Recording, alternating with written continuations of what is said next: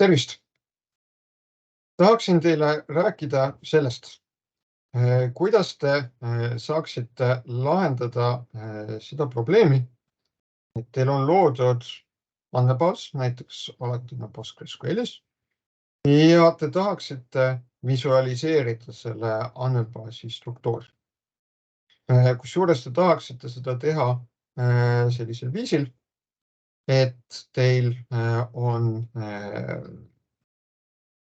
mitte üks suur skeem, diagramm, kus on kujutatud siis kogu andmebaasi ülesehitus, vaid teil on mitu väiksemat skeemi ehk diagramm, millel siis igaühel on kujutatud selle andmebaasi üks register.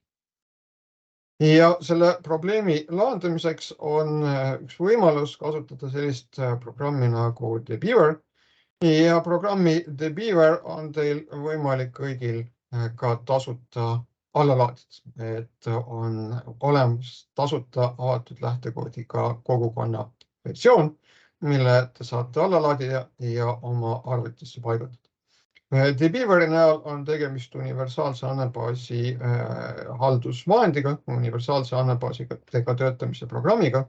Ja idee seisneb siis selles, et teil on võimalik ühe vahendi kaudu ühenduda erinevate andmebaasisüsteemide andmebaaside külge ja graafilise kasutajaliiduse kaudu siis nende andmebaasidega töötades. Muu hulgas siis käivitada nendes andmebaasidele lauseid, aga ka näiteks vaadata nende andmebaaside struktuuri. Minul selle näite jaoks on siis varuks serveris loodud üks PostgreSQLi andmebaas, kus on üle 10 tabeli ja ma tahaksin visualiseerida selle andmebaasi struktuuri. Selleks mul kõigepealt tuleb siis luua uus ühendus. Loon ühenduse PostgreSQL andmebaasisüsteemi andmebaasiga. Next. Ja nüüd tuleb siis ära näidata, et kus kohas see andmebaas on. Et kasutan ülikooli serverit ja kõik, kes siis tahavad samamoodi toimida ülikooli serverit kasutada, et siis kui te olete väljapool ülikooli arvutivõrku, et siis eelnevalt tuleb teil luua EduVPN ühendus. Ja andmebaasi nimi on siis toad. Nii. Sisestan kasutaja nime ja parooli ja loon ühendus. Ja nüüd hakkan siis siit allapoole liikuma selle ühenduse kaudu ja näen, et mul on andmebaasis loodud siis sellised baastabelid, et need paiknevad skeemis nimega public. Siin selles TheBeaveris on võimalus vaadata kõiki tabeleid korraga ühel diagrammil. Aga nagu te näete siin juures olevalt pildilt, siis tulemus on juba selline üsna kirju, raskesti hoomatav ja kui te veel siis peaksite selle kopeerima kusagile A4 formaadis lehele, siis oleks see tegelikult sealt väga halvasti loetav. Nii et mida ma saan teha? Ma saan defineerida uued diagrammid ja paigutada siis tabeleid nende diagrammide all. Nii et nende uute diagrammide, skeemide defineerimise võimalus on näetavad siin selles aknas Project General ja siit alt on mul võimalik luua siis uusi diagramme. Nii et valin siit Create New ER diagram ehk Entity Relationship diagram. Et siin küll tuleb kohe öelda, et see, mida mõistab TheBeaver olemissuhte diagrammi all, ei ole see, mida mõistatakse ainus andmebaasid üks olemissuhte diagrammi all. Et siin see TheBeaveri olemissuhte diagram tegelikult on andmebaasi füüsilise disaini diagram, kus näidatakse tabelid nende vahelisi seoseid. Aga defineerin uue diagrammi, defineerin selle ühenduse põhjal toad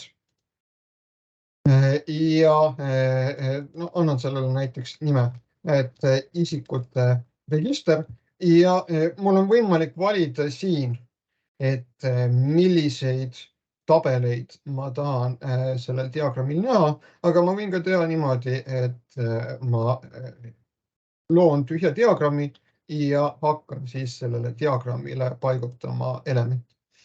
nii et mul tekkis uus tühidiagramm ja nüüd on mul võimalik siis siit nendest tabelite alt hakata paigutama tabeleid siia diagrammi peale, et isikute registrisse kuulub tabel isik, kuulub tabel isiku seisundi liik, kuulub tabel riik.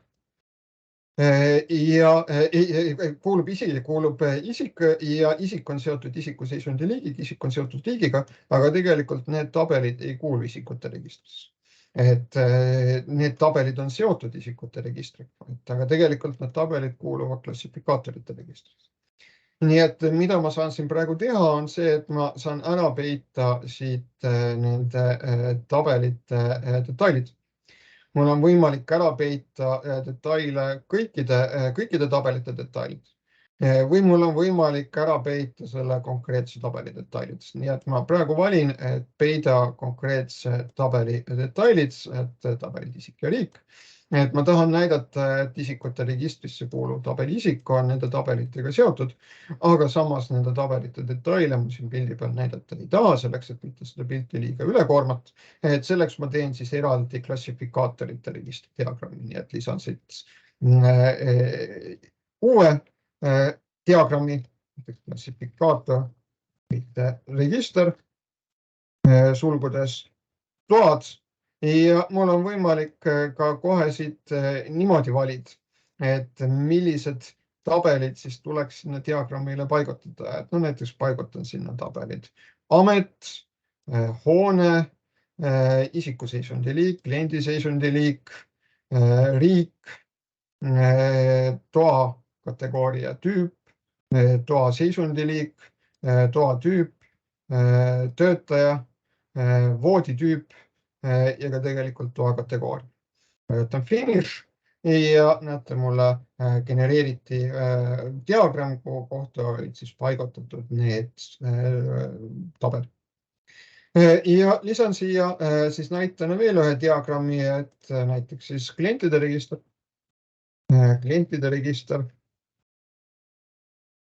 toad.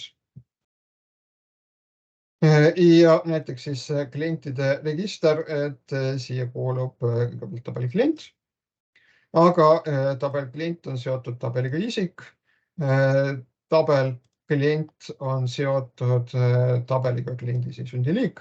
Ma lohistan ka need siia diagrammi peal ja nüüd jällegi peidan ära siit need detailid, et ma nende tabelite detaile siin pildi peal näha ei soovi, sellepärast et muidu oleks see pilt liiga ülekoormatud. Kui ma tahan vaadata, et millised on tabeli isik detailid, et siis ma vaatan isikute registri kohta tehtud diagrammi ja näen siin isikutabeli detaili. Ja no samamoodi näiteks ma saan siia lisada siis töötajate registri.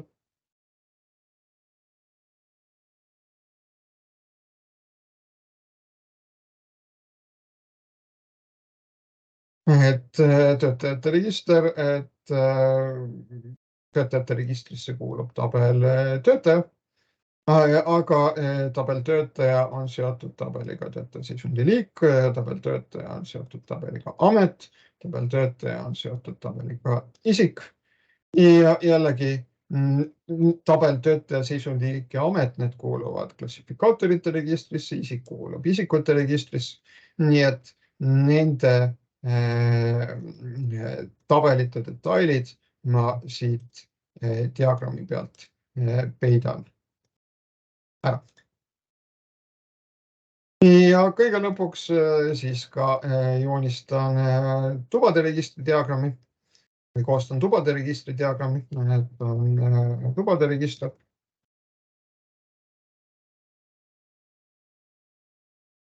Et ma siia kirjutan alati juurde ka selle toad, sellel põhjusel, et mul siin neid ühendusi on erinevaid, ja võib-olla ma tahan nende erinevate ühenduste põhjal luua neid diagramme, et siis aitab see mul neid paremini üksteisest eristada. Ja valin siia siis sellise tabeli. Tuba, toa kategooria omamine, toa kategooria,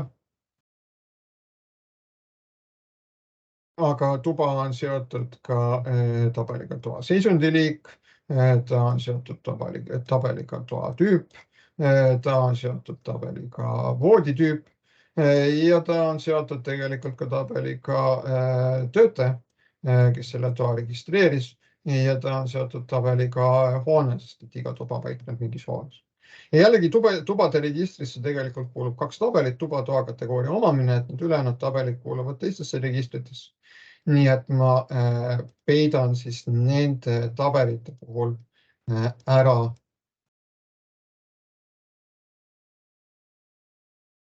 detailid selleks, et mitte üle koormat pilti üleliigsete detailid.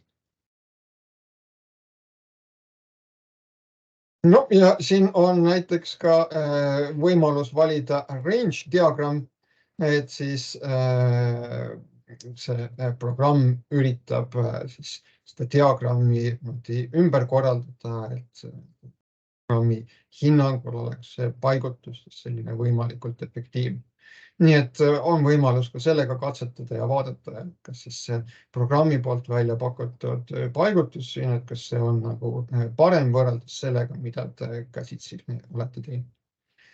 Nii et see on siis näide selle kohta, kuidas teil on võimalik visualiseerida ja illustreerida siis olemasoleva andmebaasi struktuuri.